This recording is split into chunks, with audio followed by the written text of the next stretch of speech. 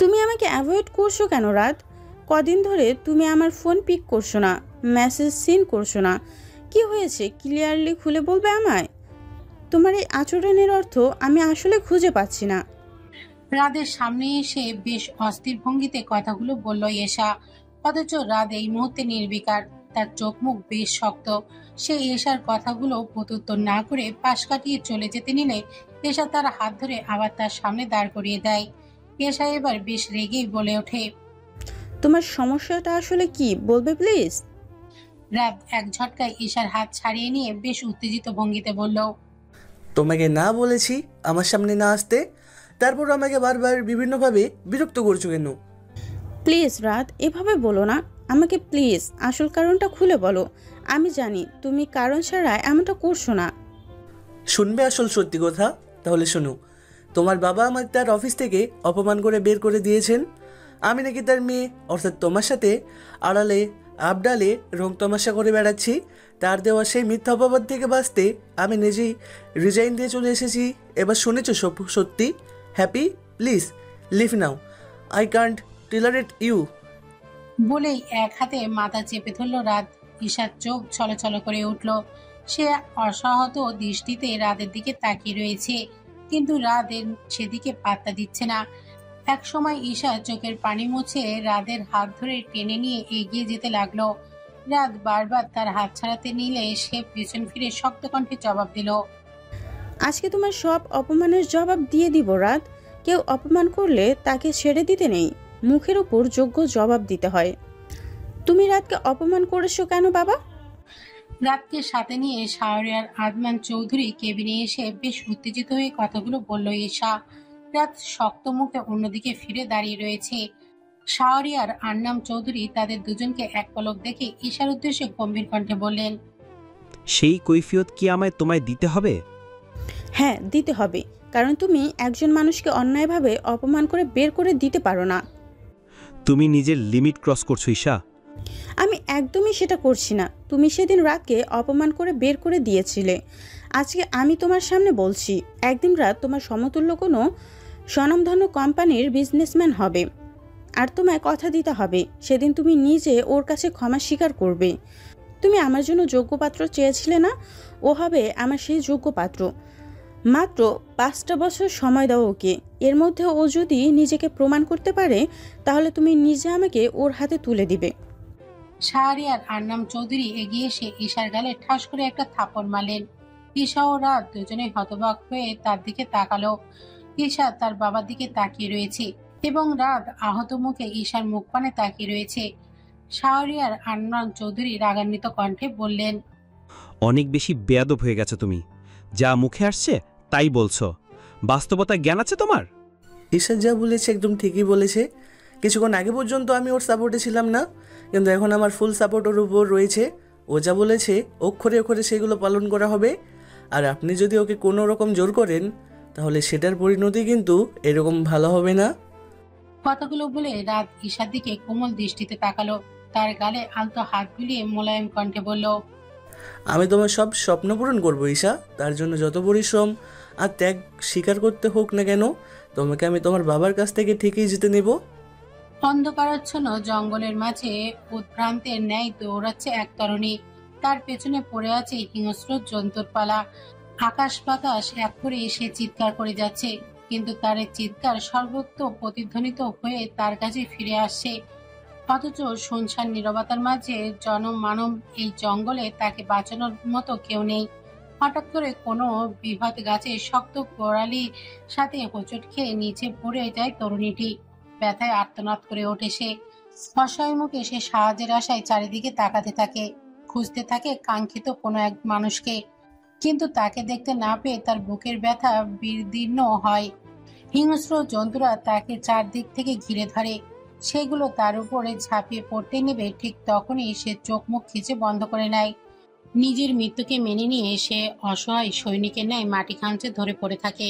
কিন্তু অনেকক্ষণ হয়ে যাওয়ার পরও যখন তার উপর কোনো আঘাত এসে হালল না, তখন সে ধীরে ধীরে চোখ মেলে তাকালো। দেখতে পেল তার সামনে ঢাল হয়ে দাঁড়িয়ে রয়েছে কাঙ্ক্ষিত সেই মানবটি। মুখে ক্ষীণ হাসি রেখা ফুটে উঠল তরুণীটির। যুবকটি নিজের ক্ষতবিক্ষত হয়ে সেই সিংহ জন্তুগুলোর মোকাবেলা করতে লাগলো। তরুণী আতঙ্কিত হয়ে সেদিকে অপলক তাকিয়ে রইল। অসীম সাহসিকতার সাথে সবগুলো জন্তুকে হারিয়ে দিয়ে যুবকটি আহত হয়ে তরুণীটির কোলের মাথা রেখে শুয়ে পড়ল। তরুণীটি পরম মমতায় তার শরীরে আঘাতপ্রাপ্ত স্থানগুলোতে হাত বুলিয়ে দিতে লাগলো। তার ডাগর ডাগর চোখ জোড়ায় অশ্রুকণা চিকচিক করছে। কেন আমার জন্য নিজেকে এরকম ভাবে আহত করলেন? তরুণীর আকুল কণ্ঠে বলা কথাটা শুনে যুবক চোখ মেলে তাকালো। তার দিকে চোখ ফিরিয়ে তাকিয়ে অতিশয় শান্ত কণ্ঠে সে বলল, এটাই তো আমার প্রাপ্য। তোমাকে যতটা আঘাত দিয়েছি, নিজেকে ঠিক ততটাই আঘাত দিতে চাই আমি। এভাবেই কি আপনি নিজের করা আগের অন্যায়গুলো থেকে ক্ষমা পেয়ে যাবেন? জেনে বুঝে তো আর করিনি। আপনি ভালোবাসেন আমায়? সন্দেহ আছে? আপনার ভালোবাসা এত কঠিন কেন? আবার ভালোবাসা এমনই, কঠোরতার রুক্ষতায় মোড়ানো। আবার ভালোবাসা প্রকাশের ধরন সবার থেকে আলাদা, কিন্তু এর ভেতরে যে কতটা কোমল মোলায় মন রয়েছে সেটা খুঁজে বের করার দায়িত্ব তোমার। কিন্তু আমি আপনাকে ভালোবাসি না, ঘৃণা করি আমি আপনাকে। ভালোবাসতে চাইও না আমি আপনাকে। যুবকটি বিদ্রুপাপ্ত হেসে বলল, সত্যি কি তুমি মন থেকে এই কথাগুলো বলেছ, নাকি নিজেকে বুঝ দেওয়ার জন্য বলছ? জানি না। তোমার অতীত মনে পড়লেও কি কখনো আমায় ভালোবাসবে না? জানি না, আমি কিচ্ছু জানি না। না জানলে যে আমায় চিরতরে হারিয়ে ফেলবে। তরুণীটি অজান্তেই ভীষণ ভয় পেয়ে গিয়ে যুবকটির দুই বাহু খামচে ধরল। হারানোর অজানা এক ভয়ে ঘিরে ধরল তাকে। না, কোথাও যাবেন না আপনি। তরুণীটির কথা যুবকটি শুনল না। মুহূর্তেই ব্ল্যাক হোয়েল মতো অজানা একটি সুবিশাল কালো গর্ত এসে যুবকটিকে টেনে সেটার ভেতরে ঢুকিয়ে নিতে থাকে।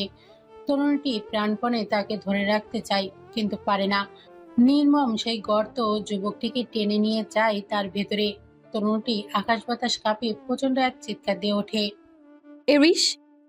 ধরপড় করে ঘুম থেকে জেগে ওঠে শ্বেতা। ঠান্ডার মাঝেও ঝরঝর করে ঘাম ঝরছে তার পুরো শরীর থেকে। গলা শুকিয়ে কাঠ হয়ে গেছে। দ্রুত বেডসাইড টেবিল থেকে পানির গ্লাস নিয়ে ঢকঢক করে পানি পান করলো সে। তারপর চারপাশে চোখ ঘুরিয়ে তাকাতেই নিজেকে একটা অচেনা জায়গায় আবিষ্কার করলো সে। মুহূর্তেই কপালে ভাঁজ পড়লো তার। ঠিক সেই সময় দরজার সামনে সায়ানকে আবিষ্কার করলো সে। তখনই সে ঘটনা পরিষ্কার হয়ে গেল তার নিকট। গত 2 দিন হয়েছে তারা সাউথ কোরিয়ার বুলসান শহরে অবস্থান করছে। ইটালিতে থাকলে এতক্ষণে অ্যারিসের হাতে ধরা পড়ে যেত তারা। যদিও এখানে কতক্ষণ নিরাপদ থাকা যাবে সেটাও তারা জানে না। খুব শীঘ্রই বাংলাদেশে যাওয়ার প্ল্যান করছে ইহান এবং তার পুরো পরিবারের সদস্যরা। নায়ান আওরার খান সে তাকে মেরে ফেলার উদ্দেশ্যে অ্যারিসের অনুপস্থিতিতে তার কিছু গার্ডদের বিশ্বাসঘাতকতার সুযোগ নিয়েছিলেন। গার্ডরা সে তাকে অজ্ঞান করে প্যালেসের বাইরে নিয়ে গিয়ে একটা গাড়ি করে অন্য কোথাও নিয়ে যেতে থাকে। কিন্তু কয়েক ঘন্টা আগে থেকেই সেখানে ইয়ান এবং সায়ানের কথা মতো সে তাকে উদ্ধার করার জন্য পুলিশ ফোর্স তাদের অজান্তেই পথ পেতে বসে থাকে। সে তাকে যখন গাড়িতে করে বাইরে নিয়ে যাওয়া হচ্ছিল তখন ইহান, সায়ান এবং পুলিশ ফোর্স তাদের পেছু নেয়।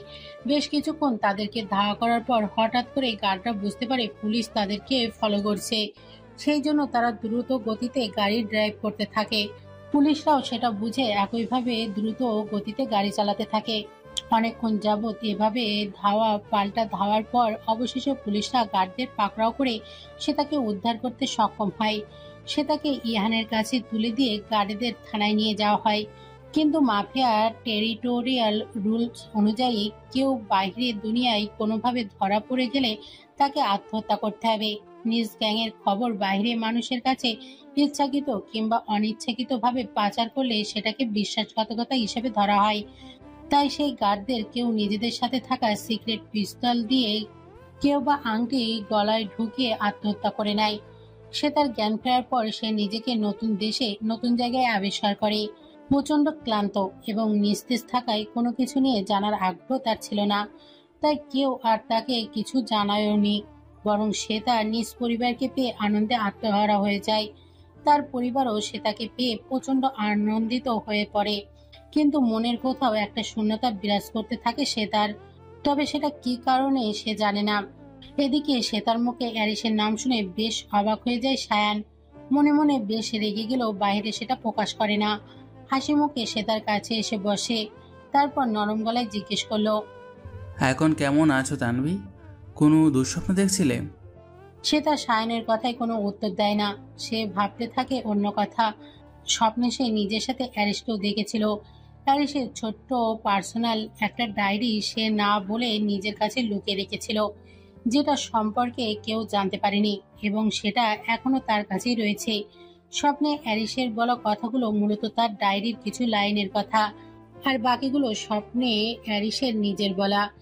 সে তার কথাগুলো তার নিজের মনে অব্যক্ত অনুভূতির কথা, কিন্তু একটা স্বপ্ন যে এতটা জীবন্ত হয় সেটা জানা ছিল না। মনে হচ্ছিল সত্যি সত্যি তার আর অ্যারিসের সামনাসামনি কথোপকথন চলছিল। কি হয়েছে তানভি? কোথায় হারিয়ে গেলে? সায়নের কথায় সম্বিত ফিরে পায় শ্বেতা। দ্রুত তার দিকে ফিরে এসে উত্তর দেয়। হুম? সায়ন ফোঁস করে একটা নিঃশ্বাস ছাড়ে। বলছিলাম তুমি কেমন আছো? কোনো দুঃস্বপ্ন দেখছিলে নাকি? না তো। তাহলে এভাবে চিৎকার করে উঠছিলে কেন? এমনি। এমনি এমনি তো আর বলবে না। অবশ্যই এরিস তোমার কাছে একটা দুঃস্বপ্নের নাম। তাকে দুঃস্বপ্ন হিসেবে দেখে ভয় পেয়ে গেলে আমি মোটেও অবাক হব না। শ্বেতা সায়নের পানে নেমে এসে তাকিয়ে রইল। সায়ন কিছুক্ষণ হাসপাস করে বলে উঠল, তোমায় একটা কথা বলবো তানভি। বলো। সায়ন আচমকা শ্বেতার হাত ধরে ফেলে। শ্বেতা বেশ চমকে উঠে সেদিকে তাকায়, তারপর হাত ছাড়াতে চেষ্টা করতে করতে বলে, এটা কি করছো সায়ন ভাইয়া? হাত ছাড়ো আমার। সায়ন হাত ছেড়ে দিল, কিন্তু শ্বেতার দিকে কাতর চোখে তাকিয়ে বলতে লাগলো, প্লিজ তানভি, আমাকে আরেকটা সুযোগ দাও। আমি আবারও নতুনভাবে তোমাকে আবার আমার করে নিতে চাই। তোমার বিয়ে হয়েছিল, কিন্তু সেটা তো অন্যায়ভাবে। আমি সে বিয়ে মানি না। শুধু আমি কেন, তুমি সহ আমাদের পরিবারের কেউই মানে না। তাহলে ওই মূল্যহীন বিয়ে ধরে রেখে লাভ কি বলো? আমাদের তো একসময় বিয়ে হওয়ার কথা ছিল। চলো না আমরা আবারও বিয়ে করে নতুনভাবে জীবন শুরু করি। তারপর আমরা অনেক দূরে কোথাও চলে যাব, যেখানে ওই এরিস আর আমাদের নাগাল খুঁজে পাবে না। শ্বেতা একদৃষ্টিতে সায়নের দিকে তাকিয়েছিল। তার কথাগুলো পূর্ণ মনোযোগ দিয়ে শুনে দীর্ঘশ্বাস ফেলে বলল, তুমি যেটা বলছো সেটা কখনোই সম্ভব না সায়ন ভাইয়া। তুমি আমার থেকেও ভালো কাউকে ডিজার্ভ করো। আমি চাই না আমাকে নিজের সাথে জড়িয়ে নিয়ে তুমি নিজের জীবনটা ধ্বংস করে দাও। আর তাছাড়া যেভাবেই হোক এরিসের সাথে আমার বিয়েটা হয়ে গিয়েছে, আর স্বামী স্ত্রীর ডিভোর্স কিংবা তালাক ব্যতীত পুনরায় বিয়ে করা হারাম। আর আমি হারাম কাজটা কিছুতেই করতে পারবো না। সায়ন শ্বেতার দিকে অবাক চোখে তাকিয়ে জিজ্ঞেস করলো, কিন্তু এই বিয়েটা ভাঙবে কি করে তুমি? তোমার কি মনে হয় এরিস তোমাকে নিজ থেকে কখনো ছাড়বে? তাছাড়া তুমি যে বিয়েটা ধরে রাখতে চাইছো, ভালোবাসো তুমি এরিসকে? সায়নের প্রশ্নে থমকে গেল শ্বেতা। সে কি অ্যারিসকে ভালোবাসে? এই একটা প্রশ্নের উত্তর সে নিজেও জানে না। তবুও সে দ্রুত গতিতে মাথা নাড়িয়ে অস্পষ্ট কণ্ঠে জবাব দিল, না, বাসি না, ভালোবাসি না আমি তাকে, শুধু ঘৃণা করি। যদি হঠাৎ করে সে কখনো তোমার সামনে চলে আসে, পারবে তাকে দূরে ঠেলে দিতে? হ্যাঁ পারবো। তারপর হঠাৎ কি মনে করে শ্বেতা সায়নকে আকুল হয়ে প্রশ্ন করলো, আমার অতীত কিছুতেই মনে পড়ছে না সায়ন ভাইয়া। আমি জানি না কখনো মনে পড়বে কিনা। আমার অতীতের সাথে কি এরিসের কোনো সম্পর্ক আছে সায়ন ভাইয়া? থাকলে প্লিজ আমায় খুলে বলো। সায়ন চোখ মুখ শক্ত করে জবাব দিল, না, অতীতে তোমার কোনো সম্পর্ক ছিল না এরিসের সাথে, না বর্তমানে কিংবা ভবিষ্যতে থাকবে। এরিসের চিন্তা ভাবনা বাদ দিয়ে নিজেকে এবং আমাদেরকে নিয়ে ভাবো। আগামীকাল আমরা বাংলাদেশের উদ্দেশ্যে রওনা দিচ্ছি। নিজেকে সেজন্য তৈরি করে রাখো। কথাটা বলে সায়ন চলে যেতে নিলেই হঠাৎ করে শ্বেতার মাথাটা ঘুরে ওঠে। সায়ন দ্রুত শ্বেতার কাছে গিয়ে তাকে ধরতে নিলেই সে তাকে ছাড়িয়ে নিয়ে দ্রুত ওয়াশরুমের উদ্দেশ্যে দৌড়ে চলে যায়। কিছুক্ষণের মধ্যে বেসিনে গিয়ে গলগল করে বমি করতে থাকে। সায়ন স্তব্ধ হয়ে দাঁড়িয়ে থেকে সবটা দেখে। বমি করা শেষ হলে সে তার ট্যাপ ছেড়ে পানি দিয়ে চোখ মুখ ভালো করে পরিষ্কার করে নেয়। তারপর ক্লান্ত চোখে তাকিয়ে থাকে সায়নের দিকে। সায়ন শ্বেতার দিকে এগিয়ে গিয়ে তাকে ধরতে নিলে সে তার দূরে সরে যায়। এতে সায়ন আহত হলেও মুখে সেটা প্রকাশ করলো না। তোমার শরীর ভালো না তানভি, এখন অনেক দুর্বল তুমি। চলো তোমাকে হসপিটালে নিয়ে যাই। সে তার ধীর পায়ে বিছানায় গিয়ে শুয়ে পড়ে। তারপর চোখ বুজে ক্লান্ত ভঙ্গিতে জবাব দেয়, তার কোনো প্রয়োজন হবে না সায়ন ভাইয়া। আমি ভীষণ টায়ার্ড, আমায় একটু ঘুমোতে দাও। ক্লান্ডের ওয়েস্টফিল্ডের মেট্রোপলিটানো নিকার্ডো হসপিটাল, যা ইটালির মিলানের বৃহত্তম এবং অন্যতম গুরুত্বপূর্ণ হসপিটাল। বৃহৎ ভবন এবং অত্যাধুনিক চিকিৎসা সামগ্রী দিয়ে সজ্জিত এই নান্দনিক হসপিটাল এই হসপিটালে 5th ফ্লোরে সম্পূর্ণ শুভ্র রঙে আচ্ছন্ন একটি ভিআইপি কেবিনে বেডে নিথর হয়ে শুয়ে রয়েছে অ্যারিস। সম্পূর্ণ কেবিন জুড়ে ফিনাইনের কড়া গন্ধ বিদ্যমান। অ্যারিসের মাথা এবং হাতে পায়ে ব্যান্ডেজ করা, সেই সাথে পরনে স্কাই ব্লু কালারের হসপিটাল ড্রেস, মুখে অক্সিজেন মাস্ক এবং হাতে ক্যানেলা লাগানো। গত 2 দিন ধরে আইসিইউতে পড়েছিল অ্যারিস, আজ সকালেই তাকে কেবিনে শিফট করা হয়েছে। যদিও তার অবস্থা এখন আশঙ্কামুক্ত, তবুও শরীরে বিভিন্ন জায়গায় এখনো আঘাতের ছাপ স্পর্শ, যন্ত্রণায়ও শরীরে অনেকাংশে জুড়ে বিদ্যমান। কয়েক ঘন্টা আগেই তার জ্ঞান ফিরেছে, তবে মেডিসিনের কড়া প্রভাবে এতক্ষণ যাবৎ ঘুমিয়েছিল সে। হঠাৎ তার মস্তিষ্ক 2 দিন আগে অ্যাক্সিডেন্টের কিছু ঝাপসা স্মৃতি হানা দিল। ঘুমন্ত অবস্থাতেই ছটফট করতে লাগলো সে। দায়িত্বরত নার্স সেটা লক্ষ্য করে দ্রুত ডক্টরকে ডেকে আনতে বাইরে ছুটে গেল। এদিকে অ্যারিস কিছুক্ষণের মাঝেই চোখ ফেলে তাকালো। বেশ কিছুক্ষণ স্তব্ধ হয়ে থাকার পর সবটা মনে পড়ায় সে ধরপড় করে উঠে বসলো। সাথে সাথেই নিজের হাতের ক্যানেলা এবং অক্সিজেন মাস্ক খুলতে লাগলো সে। আরেকজন নার্স সহ ডাক্তার এসে তাকে বাধা দিতে গেলে তার রক্তচক্ষু থেকে সেখানেই থমকে গেল। নার্সরাও কাছাকাছি আসার সাহস পেল না। তৎক্ষণাৎ হন্তদন্ত হয়ে ফারহান কেবিনে প্রবেশ করলো। অ্যারিসকে সজ্ঞানে সুস্থ স্বাভাবিক দেখে স্বস্তির নিঃশ্বাস পেল সে। ফারহানকে দেখা মাত্রই অ্যারিস রুক্ষ স্বরে বলে উঠল, আমি কতক্ষণ যাবত এখানে আছি ফারহান? এই প্রায় 56 ঘন্টা। হ্যারিস আটকে উঠল যেন। এত সময় ধরে সে অজ্ঞান হয়ে পড়েছিল। তারপর আঘাতপ্রাপ্ত শরীর নিয়ে তড়িঘড়ি করে উঠে দাঁড়িয়ে ফারহানের উদ্দেশ্যে সে আদেশ ছুড়ল, গাড়ি বের করো ফারহান, আমি এক্ষুনি প্যালেসে যাব। স্যার, আপনি এখনো ভীষণ অসুস্থ, এই মুহূর্তে তো হসপিটাল থেকে ডিসচার্জ দেওয়া হবে না, তাই বলছিলাম আর কি। হ্যারিস রক্তচক্ষু নিয়ে ফারহানের দিকে তাকিয়ে বলল, তোমাকে এত কথা বলতে বলেছি আমি? আর হসপিটাল থেকে আমার ডিসচার্জ দিবে কি দিবে না সেটা তাদের উপর ডিপেন্ড করে বসে থাকবো আমি? আমার শ্রেতা 72 ঘন্টা অর্থাৎ 3 দিন ধরে নিখোঁজ, আর তোমার মনে হয় আমি এখনো কুলু পেটে এখানে শান্ত হয়ে বসে থাকবো? না স্যার, একটা কথা বলতে চাচ্ছিলাম। আপনার অ্যাক্সিডেন্ট কে করিয়েছে সেটা সম্পর্কে জানতে পেরেছি। আমি জানি কি এমনটা করতে পারে, আর তাকে আমি ছেড়ে দেব এমনটা ভেবো না। তার যথাযোগ্য শাস্তি সে পাবে। তার আগে আমি যেটা বলেছি সেটা করো। দ্রুত হসপিটালের সব ফর্মালিটিস পূরণ করে আমার সাথে বের হও। এই মুহূর্তে শ্রেতাকে ছাড়া আমি অন্য কিছু ভাবতে পারছি না। ফারহান হ্যারিসের কথা মতো সব করতে বলে মনস্থির করলো।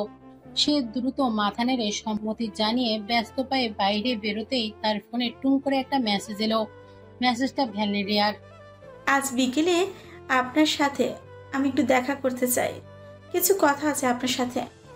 মেসেজটা দেখে ফারহানের ঠোঁটের কোণে এক চিলতে হাসি খেলে গেল, কিন্তু মুহূর্তেই অ্যারিসের কথা মনে পড়তে একটা দীর্ঘশ্বাস পেল সে। সে জানে সে তাকে খুঁজে নেওয়া পর্যন্ত অ্যারিসের সাথে আঠার মতো লেগে থাকতে হবে তার। তাই সে মন খারাপ করে ফিরতি মেসেজ পাঠালো। আই এম সো সরি সেনারিটা, একটা জরুরি কাজে আটকে গেছি আমি। ফ্রি হলে আপনার সাথে অবশ্যই দেখা করব। মেসেজটা পাঠানোর সময় আবারও একটা দীর্ঘশ্বাস ফেলে ফোনটা পকেটে রেখে দ্রুত রিসেপশনের দিকে এগিয়ে গেল ফারহান। আর এদিকে অ্যারিস চেঞ্জিং রুমে রেডি হতে হতে চোখ বন্ধ করে জোরে জোরে কয়েকটা শ্বাস নিল। তারপর বিড়বিড় করে দৃঢ় কণ্ঠে বলতে লাগলো, তোমাকে তো এত সহজে আমি নিজের কাছ থেকে দূরে যেতে দেব না অ্যাডিকশন। তোমাকে আমি পাতাল থেকে হলেও খুঁজে বের করবই। তুমি যেখানেই ছুটে পালাও না কেন, তোমার গন্তব্য হবে একটাই, অ্যারিস অ্যাড্রিয়ানো আর অ্যারিস আহরার খান। সকালে মিষ্টি রোদ মিশ্রিত রোদ উজ্জ্বল এক সকাল। নীলাভ আকাশে সাদা মেঘের ভেলা ভেসে বেড়াচ্ছে। তার মাঝে শান্তিতে উড়ে যাচ্ছে এক ঝাঁক সাদা কবুতর।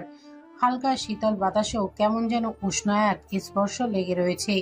শুভ্রার কাছে আজ সকালের অতি সূক্ষ্ম উপাদানগুলোকেও অতি সুন্দর লাগছে। আজ তার মনটা ভীষণ ফুরফুরে। ব্যালকানিতে উড়ন্ত টবগুলোকে একটু পরপর ছুঁয়ে দিয়ে কিছু একটা ভেবে বারংবার লজ্জা মিশ্রিত মুচকি হাসি হাসছে। শুভ্রার এহেন খুশি হওয়ার অবশ্য একটা কারণ রয়েছে।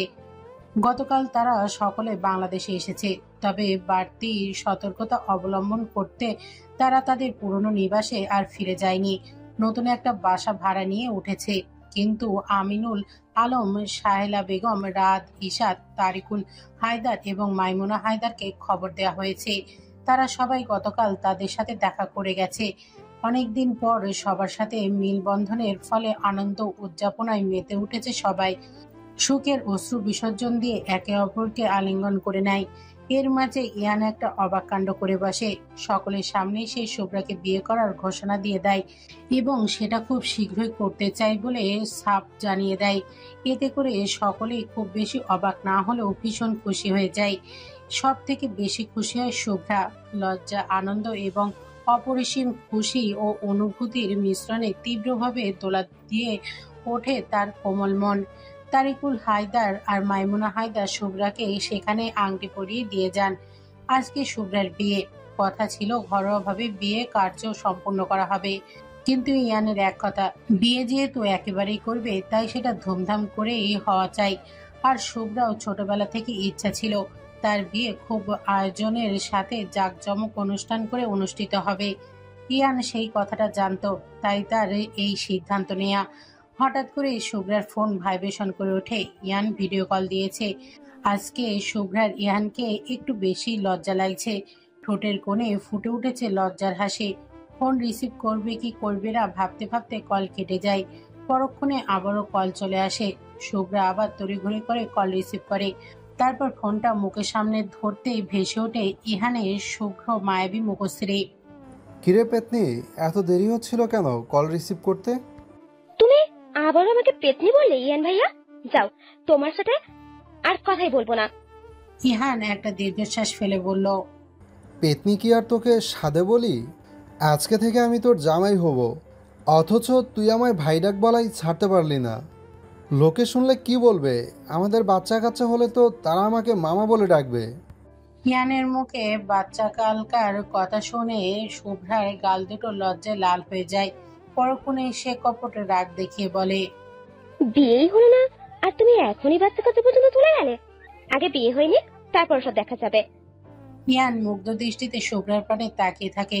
শুভ্রা সেটা দেখে লজ্জায় দৃষ্টি নত করে নেয়। ইয়ান ঘোর লাগানো কণ্ঠে বলে, সুইট বাটারফ্লাই, তোকে আমার গভীরভাবে ছুঁয়ে দিতে ইচ্ছে করছে। শুভ্রা লজ্জায় আরো মিয়ে গেল। সে অন্যদিকে দৃষ্টি ফিরে ব্যস্ত কণ্ঠে বলে উঠল, তুমি এসব কি কথাবার্তা শুরু করলে বলো তো ইয়ান ভাইয়া? সরি ইয়ান, মানে। শুভ্রার অবস্থা দেখে ইয়ান শব্দ করে হেসে ফেলল। হাসতে হাসতেই বলল, হয়েছে হয়েছে, আমাকে সংবোধন করা নিয়ে তোকে আর সংগ্রাম করতে হবে না। তুই বরং বিয়ের রাত পর্যন্ত প্র্যাকটিস করিস। বিয়ের পর কিন্তু এই ভাইডাক আমি একদমই সহ্য করব না, বলে দিচ্ছি। শুভ্রা নিজেকে ধাতস্থ করে বলল, সে না হয় পরে দেখা যাবে, আগে বলো তুমি বিয়ের প্রিপারেশন বাদ দিয়ে এখানে কি করছো? তোর দেখছি বিয়ের খুব তাড়া, কন্ট্রোল হচ্ছে না বুঝি আমাকে ছাড়া? মোটেও না, আমি ফোন রাখছি। এই শোন শুভ্রা। ইয়ানের কথা শেষ হওয়ার আগে ফোন কেটে দিল শুভ্রা। ইয়ান কতক্ষণ ফোনের দিকে তাকিয়ে থেকে কিছু মুহূর্তে পরে হেসে ফেলল। বিড়বিড় করে বলল, আর কতক্ষণ পালাবি আমার কাছ থেকে সুইট বাটারফ্লাই? সেই তো তোকে আমার কাছেই ধরা দিতে হবে। ঢাকার বসুন্ধরা একটি নামিদামি কমিউনিটি সেন্টারে ইহান ও শুভ্রার বিয়ে উপলক্ষে জমকালো আয়োজন করা হয়েছে। শুভ্রার পরনে ডার্ক মেরুন কালারের গর্জিয়াস লেহেঙ্গা এবং সারা দেহ ভর্তি অলংকারে সজ্জিত। ইয়ানের পরনে ডার্ক মেরুন কালারের গর্জিয়াস শেরওয়ানি। এদিকে শুভ্রা রেড কার্পেটের করে একজন প্রিন্সেসের মতো আগমন করছে। তার দুই পাশে মাথার উপর ফুল দিয়ে সজ্জিত চাদর ধরে রেখেছে রায়ান আর সায়ান। তাদের পেছনে আরো কিছু তরুণ তরুণী আসছে। শুভ্রা সম্পূর্ণ মুখ পাতলা ডার্ক মেরুন কালারের জর্জেট ওড়না দিয়ে ঢাকা। মুখে ঝুলে আছে লজ্জা মিশ্রিত মুচকি হাসি। ইয়ান তার সামনে দাঁড়িয়ে থেকে ঘোর লাগানো অপলক দৃষ্টিতে শুভ্রার পানে তাকিয়ে রয়েছে। ইয়ান এবং শুভ্রা দুই পাশে আলাদা আলাদা সোফায় বসে রয়েছে। তাদের মাঝখানে লাল রঙের পাতলা একটি পর্দা দেয়া রয়েছে। কাজী সাহেব তাদের বিয়ে পড়াচ্ছে। অবশেষে দুই পরিবার এবং কাছের কিছু মানুষের উপস্থিতিতে শুভ্রা ও ইয়ানের বিয়ে সম্পূর্ণ হয়ে গেল। কবুল বরার সময় শুভ্রার চোখে পানি চলে আসে আনন্দ এবং খুশির অতিশয্যে। ইহান নিজের সদ্য বিবাহিতা স্ত্রীর ঘোমটা তুলে তার কপালে ভালোবাসার পরশ এঁকে দিয়ে বুকে জড়িয়ে নেয়। আনন্দ অশ্রুতে ফেটে পড়ে দুজন। উপস্থিত সকলে এই আনন্দঘন মুহূর্ত দেখে আবেগতাড়িত হয়ে পড়ে। ইহান শুভ্রার চিবুকে আলতো করে ধরে তার চোখে চোখ রেখে আবেগ মিশ্রিত কণ্ঠে বলে, তোকে নিজের করে পাওয়াটা আমার জীবনের শ্রেষ্ঠ উপহার সুইট বাটারফ্লাই। আমার জীবনের একমাত্র আরাধনারই তুই। তোকে পেয়ে আমি হয়েছি সৌভাগ্যবান। এই যে তোর দুটি হাত ধরেছি, মরণে আগ পর্যন্ত আর ছাড়ছি না। তুমিও আমার জীবনের পাওয়া শ্রেষ্ঠ উপহার, আমার বহু অনাকাঙ্ক্ষিত অবাধ্য পুরুষ তুমি। তোমায় পেয়ে আমার জীবন ধন্য হলো। সৌভাগ্যবতী হয়ে আজীবন তোমার হাতে হাত রেখে পথ চলতে চাই আমি। দূর থেকে রায়ান সবটা দেখে। আলগোছে নিজের চোখের অশ্রু মুছে নিয়ে শুভ্রাও ইয়ানের সুখী ও সুন্দর একটা দাম্পত্য জীবনের জন্য প্রার্থনা করে। অপরদিকে বিয়ের কার্যক্রম শেষ হলে ইহানের কাছে কিছু বন্ধুবান্ধব এবং শুভ্রার বান্ধবীরা মিলে আনন্দ উল্লাসে ফেটে পড়ে। কমিউনিটি সেন্টারের রুফটপে চোখ ধাঁধানো আলোকসজ্জার আয়োজন করা হয়। অসংখ্য আতশবাজি ফোটানো হয়। অন্ধকার আকাশ মুহূর্তেই আলোয় প্রচলিত হয়ে ওঠে। এরপর গ্রাউন্ড ফ্লোরে ইহান ও শুভ্রার কাপাল ডান্স অনুষ্ঠিত হয়। সকলের মধ্যমণি হয়ে পুষ্পটিত গোলাপ যুগলের ন্যায় সকলের আকর্ষণ কেড়ে নেয় তারা দুজন। এই সব কিছু দূর থেকে একা একা অবলোকন করছিল শ্বেতা। সায়ন বারবার তার কাছাকাছি আসতে চাইলেও সে তাকে রীতিমতো ইগনোর করছে। কোনো এক কারণে তার ভীষণ মন খারাপ। মন খারাপের কারণ লোকাতে পরিবারের সবার কাছ থেকে বেশ দূরে দূরেই থাকছে সে তার পরনে ডার্ক পার্পল কালারের আকর্ষণীয় আনারকলি স্যুট আর ব্লাঙ্ক হেয়ার কাটে ব্রাউন চুলগুলো আগের তুলনায় বেশ বড় হয়েছে। সেই চুলগুলোতে কাল করাই খুব সুন্দর লাগছে তাকে। শুভ্রার জোড়াজড়িতে সে তার অনিচ্ছা সত্ত্বেও জোর করে হালকা সাজানো হয়েছে তাকে। অথচ এতেও তার কিউটনেস এবং ন্যাচারাল বিউটি দ্বিগুণ প্রস্ফুটিত হয়ে উঠেছে। কিন্তু বিষণ্ণতার চাদরে ঢাকা পড়ে গেছে সেই সৌন্দর্য। মনের কোনো এক কোণে ভীষণ শূন্যতা অনুভব করছে সে। কিন্তু কি সেই শূন্যতা, সে তার উত্তর খুঁজে পায় না। কমিউনিটি সেন্টারটি 3rd ফ্লোরে অবস্থিত ছিল। রাত তখন প্রায় 11:30 বাজে। সকলে বিয়ের অনুষ্ঠান শেষে বাড়ি ফিরবে এমন অবস্থা। বিয়ের আমেজ বলে কারোর দিকেই কারোর তেমন কোনো খেয়াল নেই। সকলেই নতুন বর কনেকে নিয়ে ব্যস্ত। এই ফাঁকে শ্বেতা ওয়াশরুমের উদ্দেশ্যে চলে যায়। চোখে মুখে পানি ছিটা দিতে পারলে ভালো লাগবে এই ভেবে। এই মুহূর্তে ভীষণ ক্লান্ত লাগছে তার। ইদানিং প্রায় সময় তার শরীর ভীষণ দুর্বল লাগে। মাথা ঘুরে ওঠে, কিছু খেতে ইচ্ছা করে না। সারাক্ষণ কেমন একটা গা গোলানো এবং বমি বমি ভাব বিরাজ করে। চোখে মুখে পানির ঝাপটা দেওয়ার পরে সে তার মনে হলো তার আশেপাশে বুঝি কেউ বিরাজ করছে। কেউ অপলক দৃষ্টিতে তাকে গভীরভাবে অবিরত পরখ করে যাচ্ছে। সে তা বারবার চারিদিকে তাকিয়েও তেমন সন্দেহজনক কিছু খুঁজে পেল না। পরক্ষণে মনের ভুল ভেবে যেন সামনে পা বাড়াতেই যাবে, তখনই পেছন থেকে শক্তপোক্ত বলিষ্ঠ একটা অবয়ব এক হাত তার কোমর পেঁচিয়ে ধরে, অন্য হাতে তার মুখে একটা রুমাল চেপে ধরে। সে তার ছটফটিয়ে উঠে ছাড়া পাওয়ার জন্য মোস্তামস্তি শুরু করে। পরক্ষণেই রুমালে থাকা কড়া ক্লোরোফর্মের প্রভাবে অচেতন হয়ে গিয়ে কারো বলিষ্ঠ ও কঠিন বুকে আশ্রে পড়ে সে। সাথে সাথেই দুটি বলিষ্ঠ হাত তাকে শক্তভাবে আগলে নিয়ে নিজের বক্ষ পিঞ্জরে আবদ্ধ করে নেয়। বিশাল বড় অথচ অন্ধকার আচ্ছন্ন একটি আভিজাত্যপূর্ণ রুমে অনেকক্ষণ যাবৎ ইজি চেয়ারের সাথে হাত পা এবং মুখ বাঁধা অবস্থায় অচেতন হয়ে পড়ে রয়েছে সেটা। একসময় ধীরে ধীরে তার হাতের কয়েকটি আঙুল নড়ে ওঠে। সেই সাথে ফিরে আসতে থাকে তার চেতনা। সম্পূর্ণ চেতনা ফিরে পাওয়ার পর নিজেকে এরকম একটা বদ্ধ ও অন্ধকারাচ্ছন্ন রুমে আবিষ্কার করে হতভম্ব হয়ে পড়ে সে। মুহূর্তে আতঙ্কিত হয়ে ছাড়া পাওয়ার জন্য ছটফট করতে থাকছে। সে তার চিৎকার করতে চায়, কিন্তু মুখ কষ্টেপ দিয়ে আটকানো থাকায় তার মুখ দিয়ে অস্ফুট গোঙানির মতো আওয়াজ বেরোতে থাকে। হাত পা ছোড়াছুড়ি করেও কোনো লাভ হয়নি। কিছুতেই নিজেকে মুক্ত করতে পারে না এই শক্ত বন্ধনী থেকে। হঠাৎ করেই রুমের দরজা খোলাতে বাহির থেকে এক ফালি ক্ষীণ আলো রেখা প্রবেশ করে সেখানে। সেই আলোতে একটি দীর্ঘ পুরুষালী অবয়ের ছায়া দেখতে পায় শ্বেতা। স্থির দৃষ্টিতে সে তাকিয়ে থাকে সেদিকে। অবয়টি ধীরে ধীরে তার নিকট এসে থেমে যায়। শ্বেতা অবাক নয়নে তার দিকে তাকিয়ে রয়। মৃদু আলো রেখাতেও সামনের মানুষটিকে চিনতে তার একটুও বেগ পেতে হয় না। মুহূর্তে এই চোখজোড়া বিস্ফোরিত হয়ে ওঠে তার। অজানা ভয় জেঁকে বসে মনে। প্যারিসের একটা সূক্ষ্ম বাঁকা হাসি হেসে সে তার পায়ের কাছে হাঁটু ভেঙে বসে। তার কষ্টে লাগানো ঠোঁটের উপর তঞ্জনে আঙুল দিয়ে স্লাইড করতে করতে হাসকি টেনে বলতে থাকে, long time no see sweetheart, you know how depressed I was without you. I missed you so much addiction. Shweta অ্যারিসের কথা শুনে এবং তার স্পর্শে জমে প্রায় বরফ হয়ে যায়। একটা অদ্ভুত শিহরণ বয়ে যেতে থাকে তার দেহ মন জুড়ে।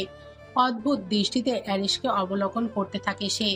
অ্যারিস শ্বেতার এই অবস্থা দেখতে পেয়ে ঠোঁটের কোণে হাসি আরো চওড়া করে।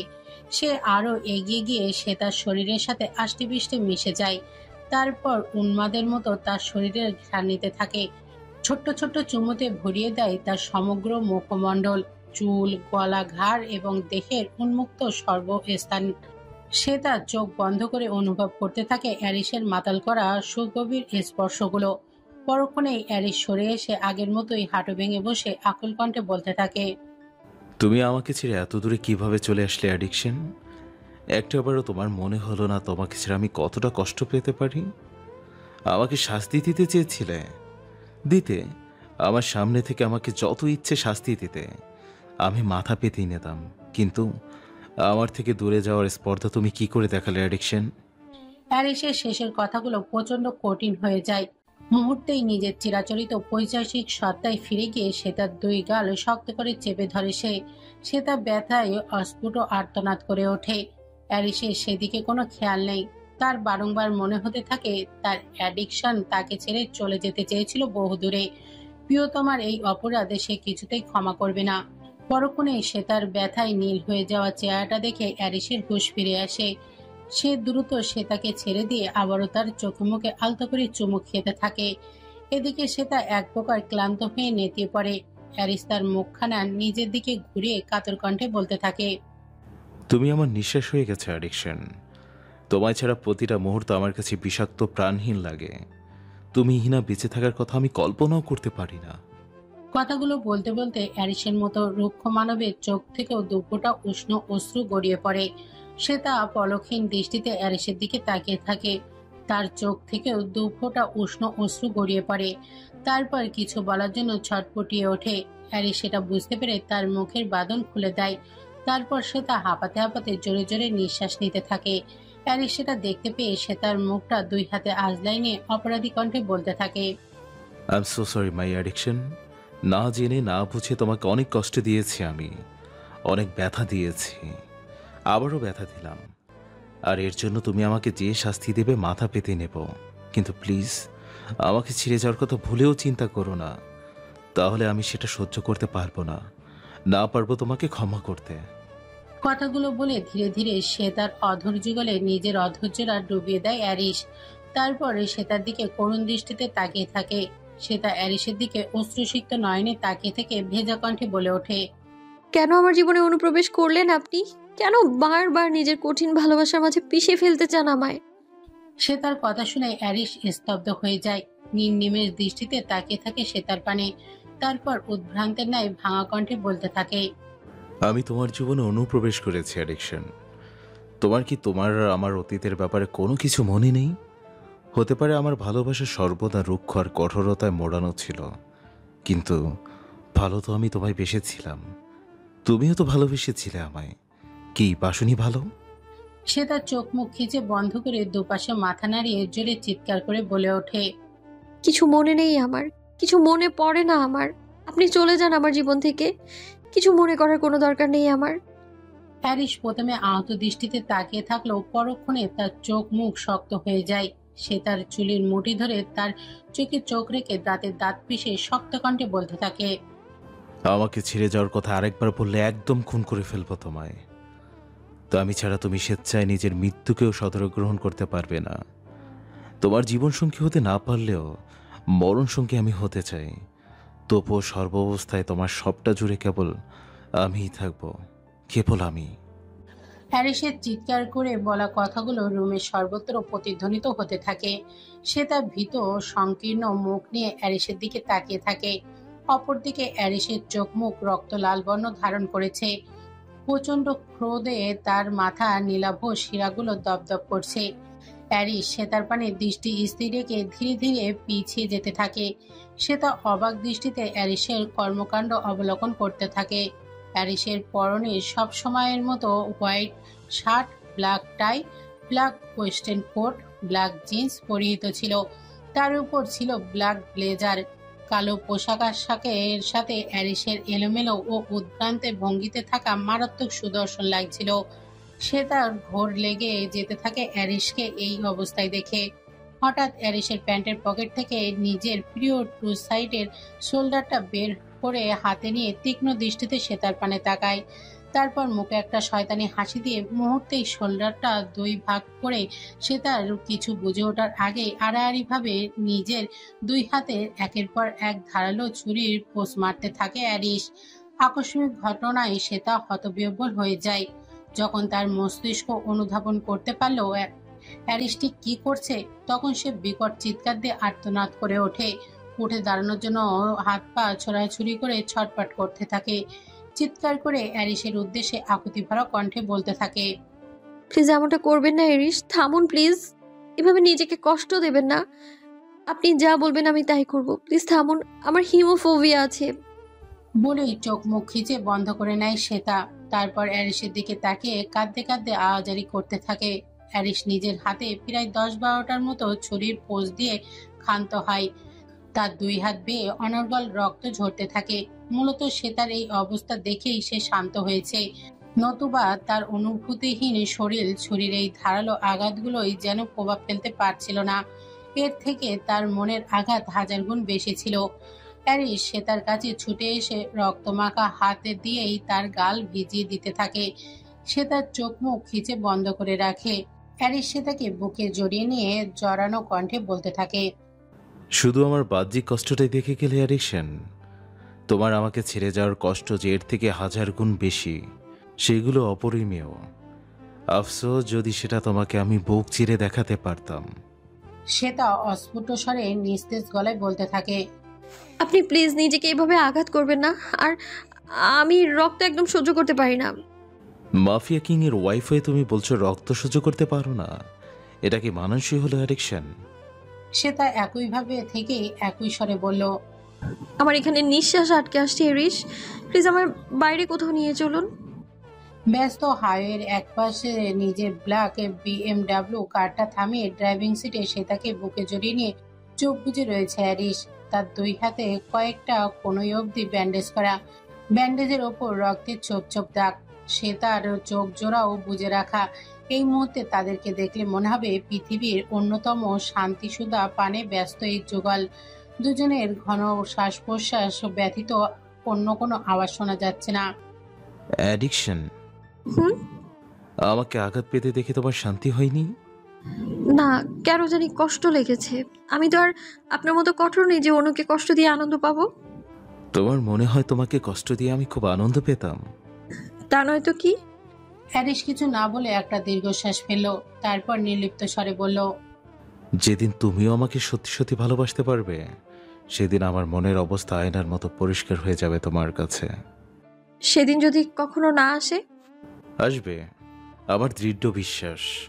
আর না এলেও সমস্যা নেই, তোমাকে জোর করে আমার কাছে বন্দি করে রেখে দেব। ব্যাপারটা স্বার্থপরতা হয়ে যাবে না? এভাবে আপনি আমার ভালোবাসা পাবেন? এই পৃথিবীতে তোমায় কাছে পাওয়ার জন্য আমি সর্বোচ্চ স্বার্থপর হতে পারি। ভালো তুমি আমায় নাই বা বাসলে, কিন্তু তোমায় আমি নিজের করে রাখার জন্য আমি পুরো দুনিয়া চূর্ণ বিচূর্ণ করে দিতে পারি। একটু থেমে অ্যারিস সে তার মুখের দিকে তাকিয়ে শান্ত কণ্ঠে বলল, তোমার প্রতি করে আমার অন্যায় শাস্তি তুমি আমায় দিতে পারো। এই হৃদয়হীন স্বৈরাচারী এরিস প্রথমবারের মতো নিজের শাস্তি অন্য কারো হাতে সমর্পণ করল, যে কিনা তার ভালোবাসার একমাত্র প্রেয়সী। সে তাই অ্যারিসের চোখের দিকে তাকিয়ে নির্দ্বিধায় বলল, সত্যি আমি যা বলবো আপনি তাই করবেন? হ্যাঁ, তাই করব। প্রমিস বলুন। হ্যারিস কিছুটা ইতস্তত করে পরক্ষণেই বলল, হ্যাঁ, তোমার কসম। সেটা যেন আজ ভিন্ন কোনো অ্যারিসকে দেখছে। কিছুক্ষণ চুপ থেকে তারপর শান্ত গলায় সেটা বলল, আমি যতদিন না চাইছি আপনি আমার কাছ থেকে দূরে থাকবেন, কাছে টানবেন না আমায়, নিজের করে নিতে চাইবেন না, এটাই হবে আপনার শাস্তি।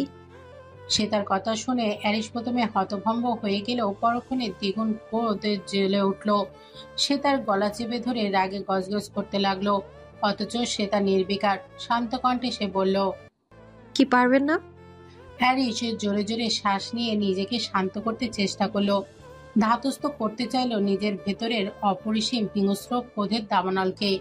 হ্যারিসের সবচেয়ে দুর্বলতর জায়গায় আঘাত এনেছে শ্বেতা, কিন্তু শ্বেতার কথা না মেনেও তার উপায় নেই। অনেকক্ষণ নিজের সাথে যুদ্ধ করে হ্যারিস শান্তস্বরে বলে উঠল, হ্যাঁ পারবো। অনেক কষ্টে বাক্য দুটো উচ্চারণ করে তারপর শ্বেতাকে আরো শক্ত করে নিজের বুকে চেপে ধরে হ্যারিস দাঁতে দাঁত চেপে বলে উঠল, কিন্তু তোমাকে আমার আয়ত্তের বাইরেও যেতে দেব না আমি। সারাক্ষণ নিজের দৃষ্টিসীমার সীমানার মধ্যে রাখবো। আমি এতটা ভালো নই যে তোমার সব শর্ত অক্ষরে অক্ষরে পালন করব। আর তুমিও মনে রেখো, ভুলেও নিজের সীমা লঙ্ঘন করার চেষ্টা করবে না, না হলে আমার ঘৃণিত সত্তাটিকে সামনে আনতে আমি দুইবার ভাববো না। শ্বেতা হ্যারিসের বুকে গুটিয়ে রইল, কিন্তু কোনো কথা বলল না। সে অনেকক্ষণ আগেই হ্যারিসকে নিজের নিখোঁজ হওয়ার ব্যাপারে সবটা খুলে বলেছে।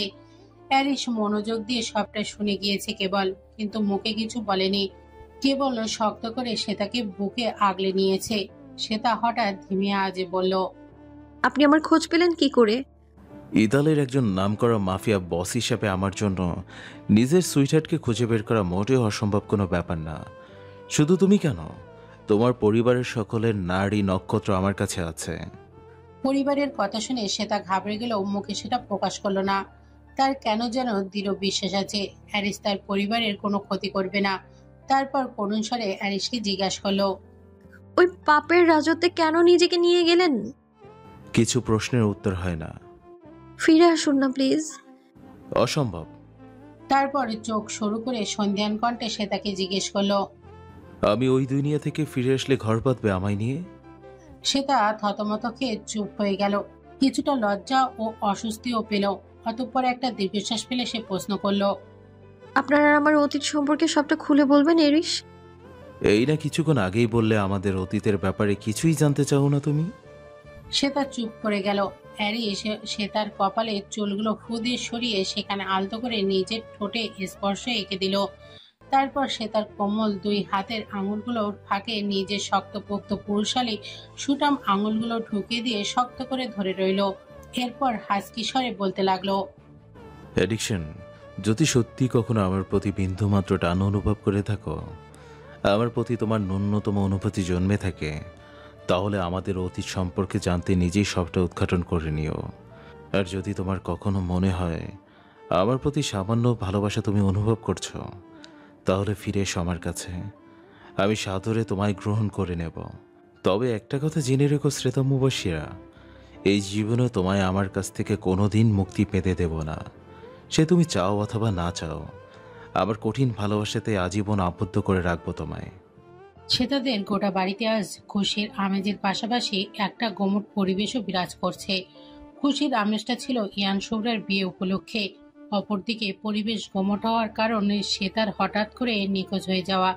এই মুহূর্তে ড্রয়িং রুমে দুই পরিবারের সকলেই উপস্থিত রয়েছে। সবাইকে অনেক চিন্তিত মনে হচ্ছে। এরকম শ্বাসরুদ্ধকর পরিস্থিতির মধ্যে হঠাৎ রাত বলে উঠল, আমাদের এভাবে হাত গুটিয়ে বসে থাকলে হবে না, পুলিশে কমপ্লেন করতে হবে। ঈশা রাতের কথায় সায় জানিয়ে বলল, আমার মনে হয় রাত ঠিক কথাই বলেছে। শ্রেতা হয়তো কোনো বিপদে পড়েছে। আমাদের সঠিক সময় সঠিক পদক্ষেপটা না নিলে হয়তো বড় কোনো ক্ষতি হয়ে যেতে পারে। শারমিন বেগম এবং আহাদ আলম সহ উপস্থিত সকলেই তাদের কথায় সম্মতি জানালেন। তারা যেই পুলিশ স্টেশনের উদ্দেশ্যে বেরোতে যাবে, অমনি সদর দরজা দিয়ে শ্বেতাকে গুটিসুটি পায়ে ভেতরে প্রবেশ করতে দেখলো। সবার আগে সায়ান তার দিকে এগিয়ে এলো। অস্থির কণ্ঠে সে শ্বেতাকে জিজ্ঞেস করলো, তুমি কোথায় চলে গিয়েছিলে জানবি? আমরা সকলে তোমায় খুঁজে খুঁজে অস্থির হয়ে গিয়েছিলাম। শ্বেতা একবার সায়ান এবং পরক্ষণে বাড়ির সকলের দিকে তাকিয়ে শীতল কণ্ঠে বলল, আমার নাম তানভি নয়, শ্বেতা মুবাশিরা, তাই না? শ্বেতার কথা শুনে উপস্থিত সকলে হতভম্ব হয়ে গেল। শুভ্রা এগিয়ে এসে শ্বেতাকে জড়িয়ে ধরে উদ্বিগ্ন কণ্ঠে জিজ্ঞেস করলো, তুই এসব কি বলছিস তানভি? আর তুই কোথায় চলে গিয়েছিলি? শ্বেতা শুভ্রার দিকে এক পলক তাকিয়ে আলগোজে তার শরীর থেকে শুভ্রার হাত দুটো ছাড়িয়ে দিল। তারপরে শারমিন বেগম ও আহাদ আলমের দিকে তাকিয়ে জিজ্ঞেস করলো, আমার অতীত সম্পর্কে তোমরা কেন আমায় কিছু জানাওনি? এরিস আদ্রিয়ানোর সাথে আমার একটা অতীতের সম্পর্ক ছিল, সেটা সম্পর্কেও কেন কিছু বলনি? শারমিন বেগম এবং আহাদ আলম হতভম্ব হয়ে শ্বেতার দিকে তাকিয়ে রইলেন। উপস্থিত সালেয়া বেগম, আমিনুল আলম, মানজারুল আজহার, তারিকুল হায়দার ও মাইমুনা হায়দার মাথা নিচু করে বসে রইলেন। রাত এগিয়ে এসে বলল, তুই এখন অনেক টায়ার্ড শ্রেতা, তোকে পরে সব কিছু বুঝিয়ে বলবো। সে তা ক্লান্ত পায়ে নিজের রুমের দিকে যেতে যেতে ভাঙা কণ্ঠে বলল, থাক, তোমাদের কারো আমায় কিচ্ছু বলতে হবে না। আর আমার অতীত সম্পর্কে আমি নিজেই সবকিছু জেনে নিব। আমি এখন সম্পূর্ণ বিশ্রাম নিতে চাই। আশা করি কেউ আমায় আর বিরক্ত করবে না। ইয়ানদের বাসায় ইহান ও শুভ্রা রিসেপশন উপলক্ষে বেশ আয়োজন করা হয়েছে। যদিও এটা ইহানের ধুমধাম করে করার ইচ্ছা ছিল, তবে সময় স্বল্পতার জন্য সেটা আর সম্ভব হয়নি। আর এদিকে শুভ্রা সহ পরিবারের বাকিদের মন মেজাজও তেমন একটা ভালো না। শুভ্রাকে ইহান বিয়ের পরপরই তাদের বাসায় উঠিয়ে নিয়েছে, তাই শুভ্রার পরিবারের বেশিরভাগ সদস্য ইহানদের বাসায় উপস্থিত হলেও সে তা সেখানে উপস্থিত হয়নি। অনেক চেষ্টা করে কেউ তাকে ঘরের বাইরে বের করতে পারেনি। তাই আহাদ আলম, শারমিন বেগম এবং সায়ান ইয়ান শুভ্রা রিসেপশনে উপস্থিত হতে পারেনি। সে তার দেখাশোনার জন্য তারা বাসায় রয়ে গিয়েছে। আপাতমস্তক ব্রাইডাল সাজে ফুল এবং আনুষঙ্গিক সামগ্রী দিয়ে সজ্জিত নান্দকিক স্টেজে বসে রয়েছে শুভ্রা। ডার্ক ব্লু কালারের বেনারসি শাড়িতে তাকে অপরূপ সুন্দরী লাগছে। ইয়ানের পরনে ডার্ক ব্লু কালারের শেরওয়ানি। শুভ্রার পাশাপাশি স্টেজের সোফায় বসে রয়েছে সে। দুই যুগলকে মানিয়েছে বেশ। রিসেপশনে উপস্থিত সকল মানুষ এই একই কথাই বলছে। এদিকে শুভ্রার মুখে বিষণ্ণতা ভর করেছে। ইয়ান সেটা খেয়াল করে তার কানের কাছে মুখ নিয়ে ফিসফিস করে বলল, কি হয়েছে সুইট বাটারফ্লাই? মুখ এরকম গোমড়া করে রেখেছিস কেন? সেটা আমার উপর খুব রাগ করেছে, তাই না? আমি ওকে সব সত্যি বলিনি বলে। ও আমাদের সবার উপর অভিমান করেছে। ও ভাবছে আমরা ইচ্ছে করে ওকে কিছু বলিনি। হয়তো বলাটা উচিত ছিল, কিন্তু কিছু বলার মতো পরিস্থিতি তখন ছিল না। সেটা ওকে বোঝাতে হবে। আর ওকে একটা সুস্থ স্বাভাবিক জীবনে ফিরে আনার জন্য আমাদের সবার চেষ্টা করতে হবে। শুভ্রা কাঁদো কাঁদো কণ্ঠে বলল, আমার বোনটার জীবনে অনেক কষ্ট করেছে ইহান, আর কখনো যেন ও কষ্ট না পায়। এবার যেন ও অন্তত সুখের মুখটা দেখতে পায়, এটাই কামনা করি। ইয়ান শুভ্রার হাত ধরে আশ্বস্ত কণ্ঠে বলল, অবশ্যই সেটাই হবে। যাক, এই বাহানাতে অন্তত তুই আমাকে ইহান বলে তো ডাকলি। ইয়ানের কথাটা শুনে মুহূর্তেই শুভ্রার আগের কথাটা মনে পড়তেই সে লজ্জায় লাল হয়ে গেল। তারপর সে ইয়ানের দিকে তাকিয়ে বলল, আমি যেহেতু তোমাকে ইয়ান বলে ডাকবো, তাই তোমাকেও আমায় তুমি করে ডাকতে হবে। ইয়ান নিজের মুখখানা পাংশে করে নিয়ে বলল, অসম্ভব, এটা আমার দ্বারা হবে না। শুভ্রা ডোন্ট কেয়ার ভাব নিয়ে বলল, তাহলে আমিও শুধু তোমাকে ইয়ান ভাইয়া বলে ডাকবো। শুধু তাই নয়, আমাদের ভবিষ্যৎ বাচ্চা কাচ্চাকেও তোমাকে ইয়ান মামা বলে ডাকাবো। বলেই খিলখিল করে হাসতে লাগলো শুভ্রা। ইয়ান মুগ্ধ হয়ে শুভ্রার হাসির পানে তাকিয়ে রইল। তারপর চারিদিকে একবার ভালো মতো লক্ষ্য করে শুভ্রার ঠোঁটে আলতো করে নিজের ঠোঁট বসিয়ে দেয় সে। শুভ্রা হাসি থামিয়ে স্তব্ধ হয়ে ইয়ানের দিকে তাকিয়ে থাকে। তার ফর্সা গাল দুটো মুহূর্তেই রক্তিম বর্ণ ধারণ করে। ইয়ান সেদিকে তাকিয়ে ফ্রিসেল এসে বলল, এরপর থেকে বেফাস কথাবার্তা বললে আমার তরফ থেকেও বেফাস চুমু উপহার পাবি। শুভ্রা অন্যদিকে ফিরে বিড়বিড় করে বলল, অসভ্য পুরুষ। ইয়ান সেটা শুনে নিয়ে শুভ্রার দিকে ঝুঁকে তার কানের কাছে মুখ নিয়ে ফিসফিস করে বলল, যাহ বাবা, অসভ্যতামির তো এখনো কিছুই করলাম না, তার আগেই অসভ্য হয়ে গেলাম। এখনো তো সম্পূর্ণ তোকে নিজের করেই পাইনি, নিজের গভীর স্পর্শে তোকে ছুঁয়ে দেয়নি, তাহলে কি করে অসভ্য হয়ে গেলাম? আজ রাতে তোকে আমি সম্পূর্ণ নিজের করে নেব সুইট বাটারফ্লাই। ইহানের এরকম ঠোঁটকাটা কথাবার্তা শুনে শুভ্রা লজ্জায় রাঙা হয়ে যায়। সে আর না পেরে দাঁতে দাঁত চেপে চুপ করে বসে থাকে। ইহানকে জোরে একটা চিমটে কেটে দেয়। এদিকে ইহান একটু আউজ শব্দ করে পরক্ষণেই মুচকি মুচকি হাসতে থাকে। অন্যদিকে তাদের এসব কর্মকাণ্ড দূর থেকে লক্ষ্য করছিল রাত ও ঈশা। ইহান ভেবেছিল তারা এই চুমু কাহিনী আর কেউ দেখতে পাবে না, কিন্তু সেটা যে দুটো মানুষের দৃষ্টির সামনে চলে এসেছে এটা সে ঘুণাক্ষরেও টের পায়নি। রাত ঈশার কানের কাছে মুখ নিয়ে ফিস ফিস করে বলতে লাগলো, আমাদেরও কবে এরকম একটা দিন আসবে ফিকল বার্ড? ঈশা রাতের দিকে অদ্ভুত দৃষ্টিতে তাকিয়ে বলল, কি রকম দিন? ইহান আর শুভ্রা এখন যে অবস্থায় আছে সেই রকম দিন। সেটা আরো 5 বছর পরে। ঈশার কথা শুনে রাতের মুখখানা চুপসে যায়। সে করুণ কণ্ঠে বলে, এতগুলা দিন আমি কিভাবে সহ্য করব? Fickle bird. বাবার সামনে বুক চিতিয়ে তখনকার কথাগুলো বলার আগে এসব মনে ছিল না। এখন যে কথা দিয়েছো সেই কথা রক্ষা করে চলো। রাত একটা দীর্ঘশ্বাস ফেলল, বিড়বিড় করে বলল। কিন্তু আমার যে আর তর সইছে না। ঈশা রাদের অবস্থা দেখে অন্যদিকে মুখ ফিরিয়ে তাকে মুচকি হাসলো। হঠাৎ রাত ঈশার বাম গালে দৃঢ় এক চুম্বন বসিয়ে দেয়। ঈশা হতবিহ্বল হয়ে রাতের দিকে তাকিয়ে থাকে। রাত এক চোখ টিপ মেরে আবারও ভদ্র ছেলে সেজে দাঁড়িয়ে থাকে। ঈশা প্রথমে কটমট রাগ দেখালো, পরক্ষণে নিজেও মুচকি হাসে। গভীর নিস্তব্ধ রজনী, চারিদিকে শুনশান নীরবতার মাঝেও প্রকৃতির উপচে পড়া সৌন্দর্যের ধরনী বুকে ঢেলে দিয়েছে এক অপার্থিব সুখ। পূর্ণিমা জ্যোৎস্নায় শোভিত চারপাশ। জানালার ঠিকরে ইহান আর শুভ্রার বাসর ঘরে সেই আলো প্রবেশ করছে নির্দ্বিধায়। সাদা ব্যাকগ্রাউন্ডের সম্পূর্ণ রুমটা ভিন্ন রকমের ফুলের সজ্জায় সজ্জিত রয়েছে। অসংখ্য ফুলের সমারোহে বিছানো বিছানায় বধূ সেজে মাথায় ঘোমটা টেনে বসে রয়েছে শুভ্রা। তার ঠিক সামনে মুগ্ধনয়নে তাকে অবলোকন করে যাচ্ছে ইয়ান। শুভ্রার লজ্জারাঙা মুখটা দেখতে মোটেও একঘেয়েমি লাগছে না ইয়ানের। ইয়ান শুভ্রার দুই হাত টেনে নিয়ে তার হাতের একটা হীরের আংটি পরিয়ে দিয়ে সেখানটায় আলতো করে চুমু খেলেও। অদ্ভুত শিহরণে কেঁপে উঠল শুভ্রা, চোখ তুলে চাইল তার স্বামীর পানে। ইয়ান মুচকি এসে শুভ্রার কপালেও চুমু খেলো, তারপর তাকে বুকে জড়িয়ে নিয়ে আলতো কণ্ঠে বলল, আমার এখনো বিশ্বাস হচ্ছে না আজ থেকে তুই আমার চিরকালের জীবন সঙ্গী। সেই ছোট্ট শুভ্রা যার সাথে আমার শৈশব কৈশোর সব কেটেছে, আর এখন যৌবন আর বার্ধক্য কাটবে। তোর কোলে মাথা রেখে যেন আমার শেষ নিঃশ্বাস ত্যাগ হয়। শুভ্রা কোনো কথা না বলে ইহানের বুকে গিয়ে লেপ্টে থাকে। দুপোটা অশ্রু বিসর্জন দিয়ে ভেজা কণ্ঠে বলে, আমার এই সৌভাগ্য যেন জীবনের অন্তিম মুহূর্ত পর্যন্ত স্থায়ী হয়। তোমার বুকে মাথা রেখে যেন আমি আমার শেষ নিঃশ্বাস ত্যাগ হয়। ভালোবাসি সুইট বাটারফ্লাই। ভালোবাসি ইয়ান। জীবনের সমস্ত সুখ দুঃখ কষ্ট আনন্দ সবসময় ভাগাভাগি করে নেব আমরা, ইনশাআল্লাহ। শুভ্রাকে নিজের বুকে থেকে উঠে নিয়ে তার অধরে অধর ডুবিয়ে দেয় ইহান। প্রথমবারের মতো প্রিয় পুরুষের এমন সুগভীর স্পর্শে কেঁপে ওঠে শুভ্রা। ইয়ানের স্পর্শ ধীরে ধীরে গভীর থেকে গভীরতর হতে থাকে, হারিয়ে যেতে থাকে শুভ্রার দেহের সর্বাঙ্গে। শুভ্রা শ্বাস প্রশ্বাস ঘন হতে থাকে।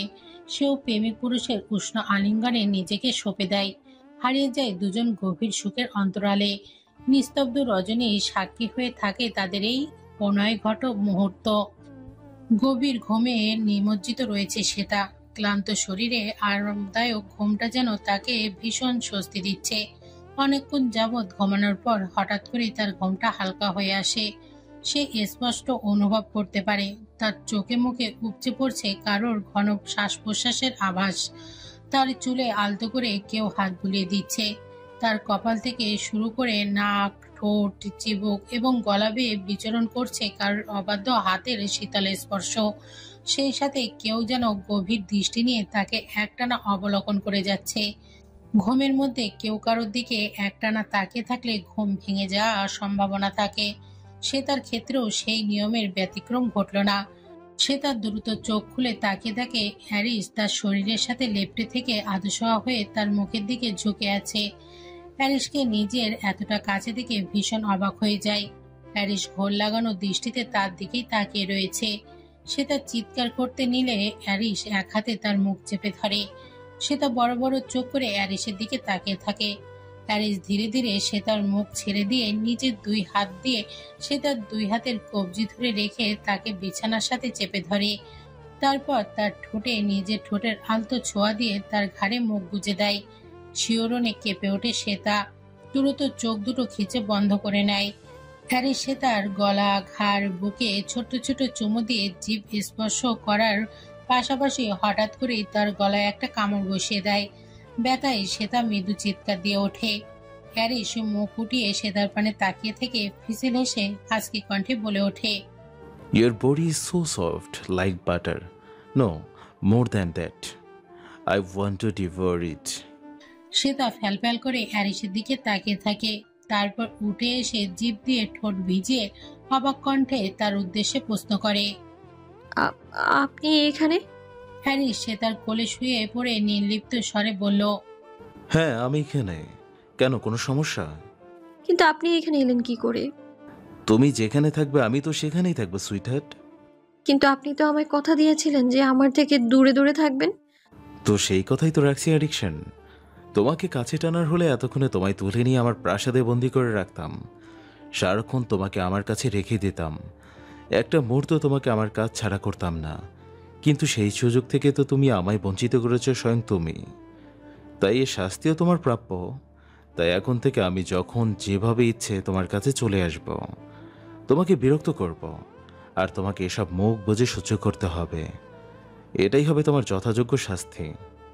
সে তো ভয়ে ভয়ে ঢোক গেল। হ্যারি চোখ বুজে রেখেই শান্ত কণ্ঠে বলল, আমার মাথায় হাত বুলিয়ে দাও সুইটহার্ট। সে তা কোনো কথা না বলে অ্যারিসের মাথায় হাত বুলিয়ে দিতে লাগলো। অ্যারিস ক্ষণকালে চুপ করে থেকে শীতল কণ্ঠে বলল, তোমার হাতের স্পর্শ একটু বদলায়নি অ্যাডিকশন। এখনো ঠিক 6 বছর আগের মতোই আছে এই স্পর্শ। তোমার মনে আছে একদিন তোমার বাসার বেলকুনি টপকে এসে ঠিক এভাবেই তোমার কোলে শুয়েছিলাম, আর তুমি আমার মাথায় হাত বুলিয়ে দিচ্ছিলে? সে তা অসহায় মুখে অ্যারিসের পানে তাকালো। শত চেষ্টা করা সত্ত্বেও তার যে কিছুই মনে পড়ে না। অ্যারিস আর চোখে সে তার অবস্থা দেখতে পেরে মুচকি হাসলো। তারপর একইভাবে চোখ বন্ধ রেখে বলল, তা আমার ডায়েরি পড়ে কি কি জানতে পারলে? সে তার চমকে উঠল, ঢোক গিলে বলল, আপনি জানেন সেই কথা? এমন কিছুই নেই যে আমার অজানা থাকবে। আমার প্যালেসের একটা পাতা উড়ে গেলেও সেই সম্পর্কে খোঁজ খবর রাখি আমি। আর সেখানে আমার ওয়ান অ্যান্ড অনলি ওয়াইফ অ্যাডিকশনের ব্যাপারে কোনো খোঁজ খবর রাখবো না, তা কি হয়? সে তার মাথা নিচু করে চুপ করে রইল। হ্যারিস উঠে বসে তার চিবুক ধরে মুখ উঁচিয়ে নিজের দিকে ফিরিয়ে শান্ত স্বরে বলল, ডায়েরি পড়ে আমার সম্পর্কে কি কি জানতে পারলে অ্যাডিকশন? মনে পড়লো অতীতের কোনো কথা? সে তা আমতা আমতা করে বলল, আমি আমি এখনো সম্পূর্ণটা পড়ে দেখিনি। হ্যারিস ফোঁস একটা নিঃশ্বাস ছেড়ে চট করে উঠে দাঁড়িয়ে সে তাকে পাজাকোলা করে কোলে তুলে নিয়ে ঘর থেকে স্তব্ধ পায়ে বেরিয়ে যায়। সে তা অবাক হয়ে গিয়ে 2 হাত দিয়ে অ্যারিসের গলা জড়িয়ে রেখে তার বুকে পড়ে রইল। ড্রয়িং রুমে ইহান, শুভ্রা, রায়ান, সায়ান, রাত, মানজারুল আজহার, শারমিন বেগম, আদ আলম, তারিকুল হায়দার, মাইমুনা হায়দার সবাই উপস্থিত ছিলেন। মূলত ইহানের নতুন জামাই হিসেবে প্রথম শ্বশুরবাড়ির আগমন উপলক্ষে আদ আলম ও শারমিন বেগম ছোট্টখাট্ট একটা খাবার দাবারের আয়োজন করছিলেন। হ্যারিসের কোলে করে বাড়ির ভিতরে সব মানুষের সামনে নিজেকে এই অবস্থায় দেখে লজ্জায় বিস্ময়ে হতভম্ব হয়ে যায় সেটা। দ্রুত হ্যারিসের চওড়া বুকে নিজের মুখ লুকিয়ে লজ্জা ঢাকতে আপ্রাণ চেষ্টা করে সে। অপরদিকে হ্যারিস যেন নির্বিকার। উপস্থিত সকলেই তাদের দিকে তাকিয়ে থাকলেও কেমন যেন শান্ত হয়ে রয়েছে। আদ আলম আর শারমিন বেগম চোখে মুখে ভয়, বিব্রত ভাব স্পর্শ। সায়ান চেয়ারে বসে তাতে দাঁত চেপে সবটা সহ্য করছে। হ্যারিস ডোন্ট কেয়ার ভাব নিয়ে সামনে এগিয়ে গিয়ে সে তাকে একটা চেয়ারে বসিয়ে দিয়ে নিজে তার পাশে বসে পড়ে। শারমিন বেগম ও আদ আলমের উদ্দেশ্যে নির্লিপ্ত কণ্ঠে বলল, শুধু এক জামাইয়ের প্রতি খাতিরদারি করলে হবে শ্বশুর মশাই এবং শাশুড়ি আম্মা? আপনাদের তো আরও একটা জামাই আছে নাকি? তারও তো যথাসম্ভব খাতিরদারি করা উচিত আপনাদের, তাই না? আদ আলম ও শারমিন বেগম হাসার চেষ্টা করে নিজেদের স্বাভাবিক রাখার প্রয়াস করতে লাগলেন। শারমিন বেগম ব্যস্ত ভঙ্গিতে অ্যারিসের প্লেটে খাবার বেড়ে দিতে লাগলেন। ইয়ানা শুভ্রা নিচের দিকে তাকিয়ে নির্লিপ্তভাবে খেতে লাগলো। দুজনকে দেখে বোঝার উপায় নেই যে তাদের মনে এই মুহূর্তে ঠিক কি চলছে। এদিকে সে তা অবাকের ওপর অবাক করছে। এই বাড়িতে কি হচ্ছে না হচ্ছে তার কিছুই বোধগম্য হচ্ছে না। প্যারিসের এরকম আচরণের অর্থ সে খুঁজে পাচ্ছে না। হঠাৎ ঘাড় ঘুরিয়ে চারপাশে তাকাতেই সে দেখতে পেল ড্রয়িং রুম থেকে শুরু করে তাদের বাড়ির প্রতিটি আনাচে কানাচে এবং বাহির পর্যন্ত কালো পোশাক ও বন্দুকধারী অসংখ্য গার্ডরা দাঁড়িয়ে রয়েছে। এতেই যা বোঝার বুঝে নিল শ্বেতা অ্যারিসের কানের কাছে মুখ নিয়ে চাপা কণ্ঠে তাকে বলল, এখানে আপনার গার্ডদের নিয়ে এসেছেন কেন? হ্যারিস অনেকদিন পর নিজের হাতে খাবার মাখলো। গরুর মাংসের ঝোল দিয়ে পোলাও মাখিয়ে সেটা শ্বেতার মুখে পুরে দিয়ে তার কানের কাছে মুখ নিয়ে ফিসফিস করে বলল, প্রথমবার আমি নিজের শ্বশুর বাড়িতে এসেছি, একটু সমারোহে নিজের স্টাইল না নিয়ে কি আসলে হয়? বলেই শ্বেতার দিকে তাকিয়ে একটা চোখ টিপ মারল অ্যারিস। শ্বেতা হতভম্ব হয়ে তার মুখের দিকে তাকিয়ে রইল। অ্যারিস সবার সামনেই শ্বেতাকে নিজ হাতে খাইয়ে দিতে লাগলো। তারপরে সেখান থেকে নিজেও খেতে লাগলো। শ্বেতাকে পানি পান করিয়ে কাচের গ্লাসে তার ঠোঁটের স্পর্শ লাগা অংশে ঠোঁট ডুবিয়ে সে নিজেও পানি পান করলো। উপস্থিত সকলে হতভম্ব হয়ে অ্যারিসের কাণ্ড কারখানা দেখতে লাগলো। শ্বেতা তো পারে না মাটি ফাঁক করে তার ভেতর ঢুকে যেতে। অ্যারিস খাবার শেষ করে হাত মুখ ধুয়ে শ্বেতার মুখ সযত্নে মুছে দিয়ে তার গার্ডের উদ্দেশ্যে আদেশ ছুড়ল। 60 কেজি মিষ্টির প্যাকেটগুলো গাড়ি থেকে বের করে এখানে নিয়ে এসো। হ্যারিসের কথা বলতে দেরি, আর গার্ডদের তার আদেশ অনুযায়ী মিষ্টির প্যাকেটগুলো ডাইনিং রুমে নিয়ে আসতে দেরি হয় না। এগুলো আনা শেষ হতেই হ্যারিস গার্ডদের আরো কিছু ইশারা করলো। এরপর তারা একে একে বিভিন্ন ধরনের মাছ, মাংস, রান্নার সামগ্রী কিনে জড়ো করতে লাগলো। এরপর সবাই শ্বেতা ও তার পরিবারের সকলের জন্য আনত ড্রেস এবং অলংকার নিয়ে হাজির হলো। এত কিছু দেখে তো শ্বেতা সহ তার পরিবারের সকলের চক্ষু চড়ক গাছ। শারমিন বেগম যথেষ্ট শালীনতা বজায় রেখেই বলে উঠলেন, এগুলোর কোনো প্রয়োজন হবে না বাবা, তুমি এসেছো এতেই অনেক হয়েছে। আদ আলম শান্ত কণ্ঠে বললেন, আমরা এগুলো গ্রহণ করতে পারবো না। এরিস বাবা, তুমি এটাকে অপমান মনে করো না, প্লিজ এগুলো ফিরিয়ে নিয়ে যাও। হ্যারিস তীক্ষ্ণ দৃষ্টিতে আদ আলম ও শারমিন বেগমের দিকে তাকিয়েছিল। তারা যে তাকে এখনো ভয় পাচ্ছে এবং মন থেকে মেনে নিতে পারছে না সেটা সে স্পষ্ট বুঝতে পারছে। হ্যারিস মুখে একটা বাঁকা হাসি টেনে শান্ত কণ্ঠে বলল,